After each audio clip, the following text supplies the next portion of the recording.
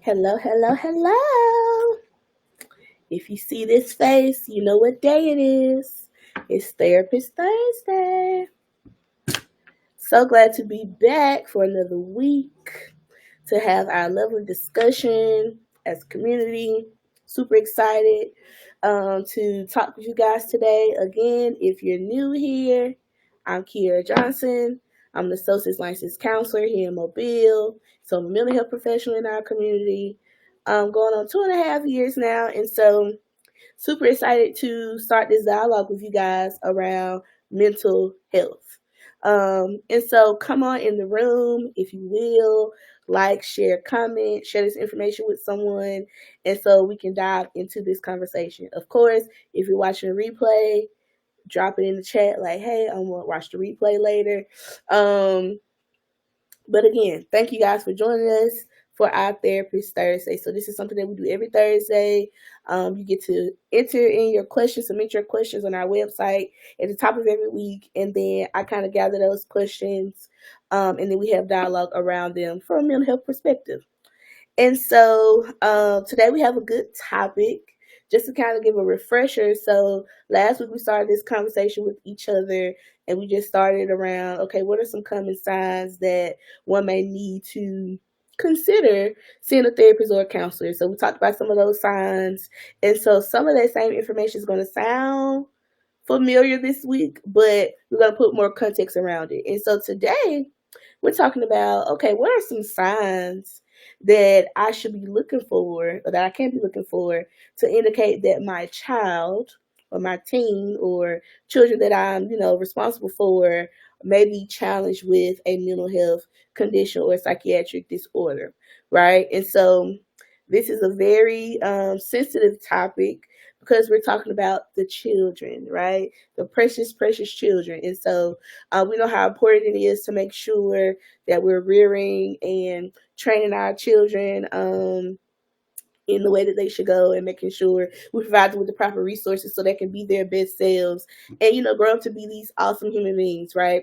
But sometimes, just due to life, due to circumstances, um, things can make it a little bit more difficult for them to, walk that out. And so today we're going to kind of identify some of those signs and things we can start looking for to see whether or not they need some more intensive level of care. Okay. So, of course, as I was preparing for this conversation today, so of course, in our field, we're big on data, right? We need to find the data. We're just not talking from our fields and what we think and all of that. And so, studies have been done, and this particular study that was done, that was supported by the Center of Mental Health Services and the National Institute of Mental Health. They did a survey on 6,000 families and their children who are already diagnosed with mental health conditions, and they wanted to see amongst these 6,000 families and their children who are being challenged, what were some of those common signs or indicators they could look for, or that they were able to extrapolate from this sample. They indicated some mental health concerns, and so we're going to kind of dive into those today. And so there are 11 of them.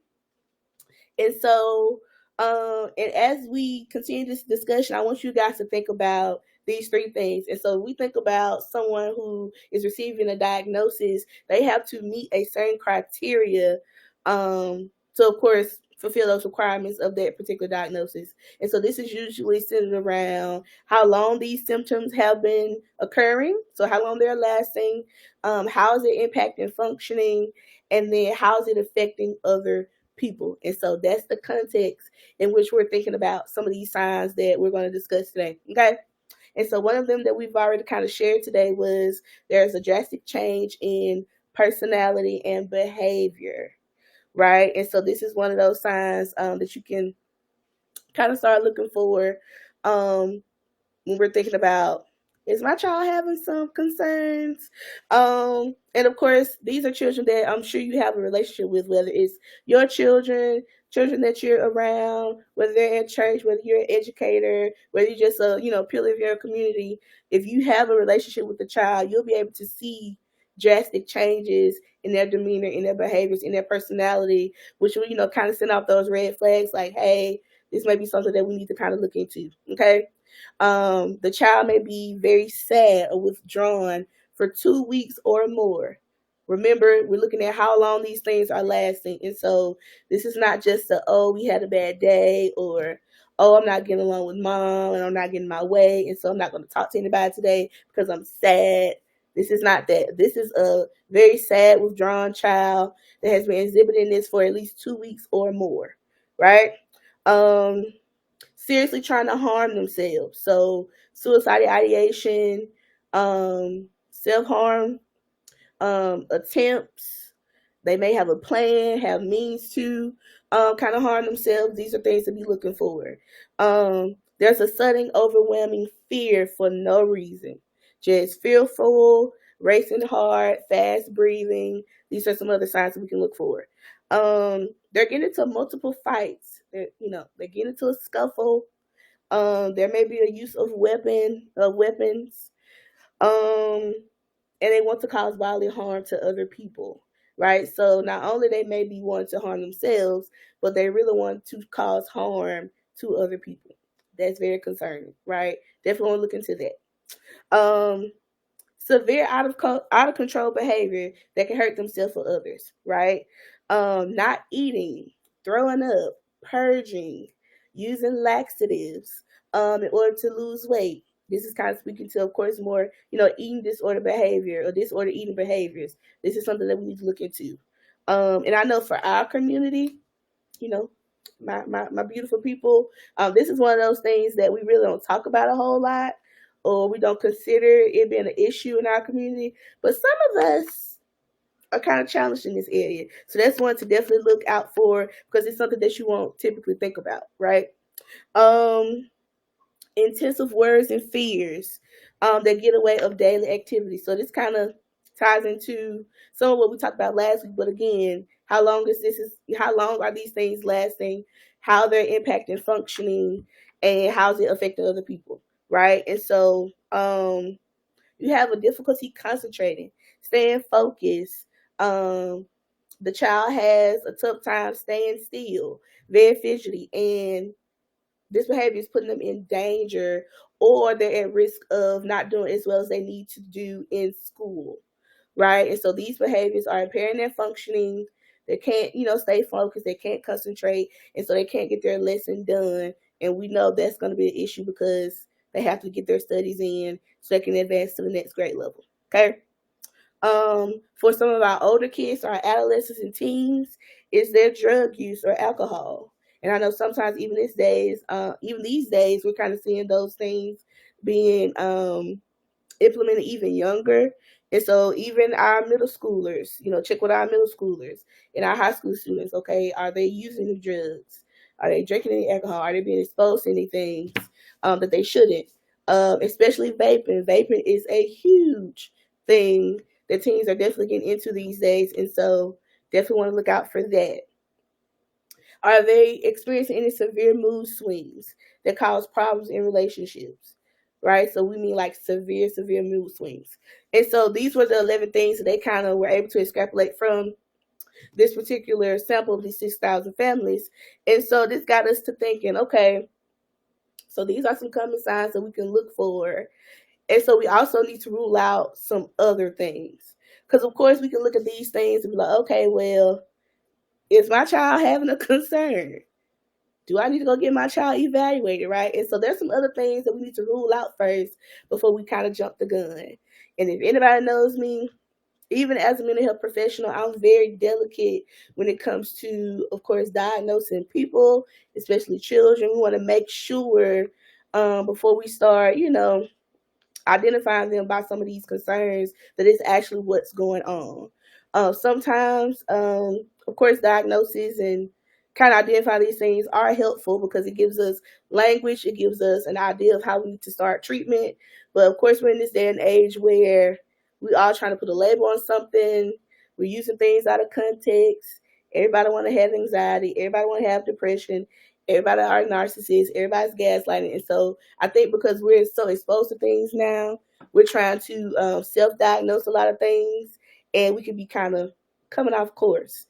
And so these are some things we need to make sure we rule out before we try to label our children or even consider these things before we kind of exit out.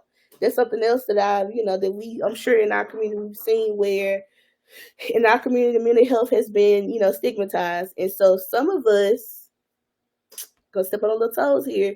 Some of us have even avoided some of these behaviors that we've talked about because we don't want to believe that our children are having issues or have some complications or some challenges, and we're just in denial. And so, even if that's you, if you know or notice that your child is having some concerns, like let's lean into that rather than avoiding because it's only delaying their progression in the future, right? And so let's tap in, let's open our eyes and really examine whether or not our kids may be experiencing some of these things.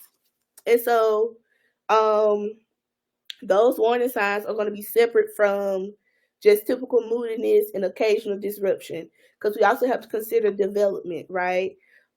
These are children that we're talking about. We're not talking about adults.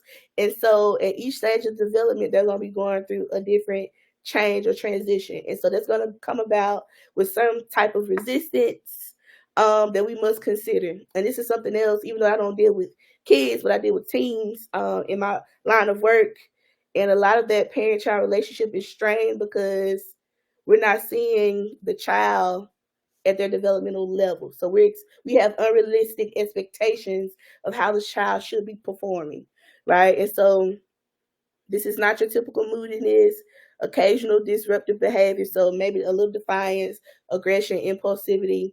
They're learning themselves. A lot of things are going on. What we think about from the toddler stage to the elementary stage to adolescence, it's a lot of things that they're trying to, get a grip on. And so it's going to kind of cause some resistance there. Um, we must address family dynamics, right? And so even as a parent, we have to start reflecting on ourselves. I'm not a parent yet, but I'm a part of the community, and so I deal with kids, and so we have to start reflecting. Okay, do I need to brush up on my parenting skills? Am I, dealing with my child in a respectful manner? Am I informed on some of the things that my child is being challenged with? Am I, again, brushing it off? Am I utilizing conflict resolution skills? Am I using my resources that are afforded to me to assist my child? These are things that we need to think about. Does my child have a routine? A lot of things, even as adults, and we know this, but a lot of things with kids can be kind of mitigated with just establishing a routine. Children need routine, they need predictability. It kind of keeps them in line and focus, just like it keeps us in line and focus. Our kids need the same thing. And so make sure we're establishing our child's routine because this also increases self esteem, right? And we definitely need that to be up to par, right? Okay.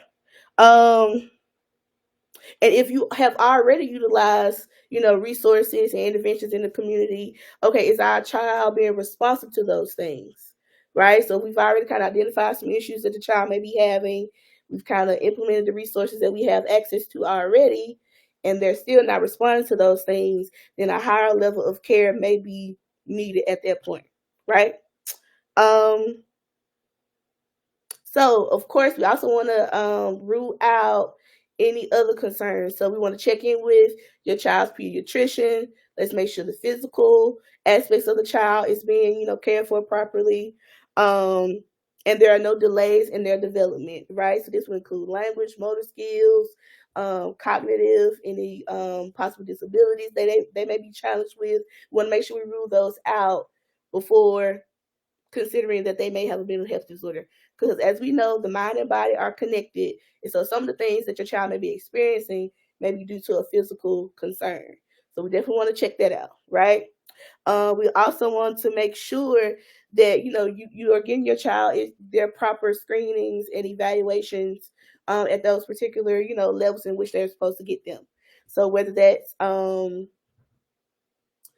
checking with your insurance panels to see what all assessments are covered by your insurance. Making sure at the schools, if you feel like your child's being challenged, it may be a learning disability. Making sure presenting your concerns to the school, letting them do their screening to just make sure they're not needing extra help or assistance. If you're in a rural area, going to your county nurse office or human service agency to see what resources they have. Excuse me. And any mental health centers that are in your community, because they're typically less expensive to access those services. And so, definitely looking out to your community to see what evaluation or interventions that are already in place that you can utilize to make sure that we're screening your child properly and we can kind of gauge what's actually going on. Because we don't want to assume, right? We don't want to go to Google University every single time, right? We need to go to a trained professional to make sure we're screening that child properly, we're covering all angles, and that we're providing them with the best care possible. Okay? And so that's what I have for you guys today. Again, those 11 things that we want to kind of look for to kind of consider whether or not our child may be having a more serious mental health challenge, right? Drastic changes in behavior and personality, very sad and withdrawn for 2 weeks or more, seriously trying to harm themselves or others, multiple fights, using weapons, out of control behavior, not eating, purging, using laxative to lose weight, um, intensive words and fears out of nowhere, extreme difficulty in concentration, staying still, putting themselves in danger, the use of drugs and alcohol, severe mood swings that cause issues in relationships. These are all things that we want to consider. And we also want to make sure, kind of going back to those family dynamics, we got to also paint the picture and put it in perspective that if there's a lot of change and transition that's going on in the home, that's also going to affect the child, right? And so again, we got to look at this from a collective and family approach, right? So that child is a part of that system, which is the family, and so it's subject to whatever their family is providing, right? And so we have to look at this from a family perspective. And so again, making sure we're considering what's actually going on in the home. It may not be a serious mental health condition. They may just be, going through just emotional distress due to transition. Did you guys just move? Are they going to a new school? Did you guys just have a new baby and they were the only child for the first time? Did they just lose a loved one in the family? These are all things that we need to kind of consider when we're thinking about, okay, our child is having challenges. What could be contributing to these challenges that they're having? Is it physical? Is it mental? Is it environmental? What's going on in the home? Are things going on at school? These are all things we need to consider before, of course, jumping to the height of a mental health concern, right? And so, of course, we just want to make sure that we have our eyes open, and so we can make sure we provide our child the best life possible. And so, these are some things we can start looking for. If you know someone that needs this information, share it with them.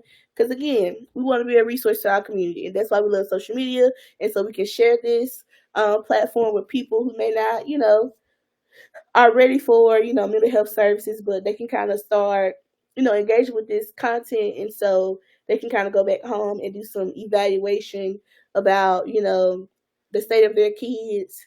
Do they have everything they need, or, do they need extra assistance in any area? And so I hope this was helpful.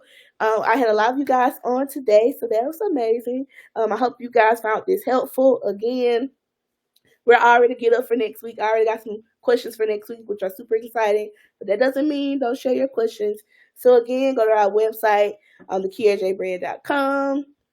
Click on the right bottom corner. You're going to see a message box. Submit your questions there. And then we're going to collect those questions and we're going to address those in our next segments of Therapist Thursdays. Of course, I enjoy talking with you all.